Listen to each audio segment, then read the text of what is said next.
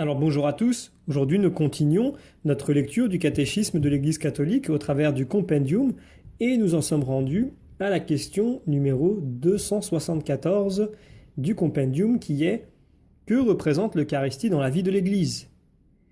Eh bien elle est la source et le sommet de toute la vie chrétienne. Dans l'Eucharistie culmine l'action sanctifiante de Dieu envers nous et le culte que nous lui rendons. L'Eucharistie renferme tout le bien spirituel de l'Église, le Christ lui-même, notre Pâque.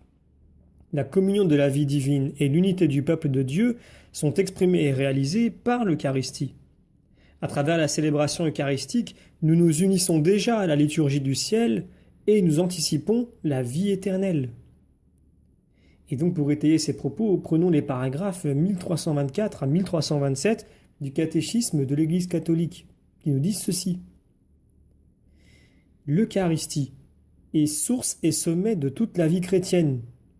Les autres sacrements ainsi que tous les ministères ecclésiaux et les tâches apostoliques sont tous liés à l'Eucharistie et ordonnés à elle, car la Sainte Eucharistie contient tout le trésor spirituel de l'Église, c'est-à-dire le Christ lui-même, notre Pâque. La communion de vie avec Dieu et l'unité du peuple de Dieu, par lesquelles l'Église est elle-même, l'Eucharistie les signifie et les réalise. En elle se trouve le sommet à la fois de l'action par laquelle, dans le Christ, Dieu sanctifie le monde, et du culte qu'en l'Esprit Saint, les hommes rendent au Christ et par lui au Père. Enfin, par la célébration eucharistique, nous nous unissons déjà à la liturgie du ciel et nous anticipons la vie éternelle quand Dieu sera tout en tous. Voir notamment 1 Corinthiens 15, 28.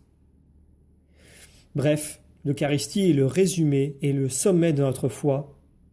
Et comme nous dit saint Irénée, notre manière de penser s'accorde avec l'Eucharistie et l'Eucharistie en retour confirme notre manière de penser.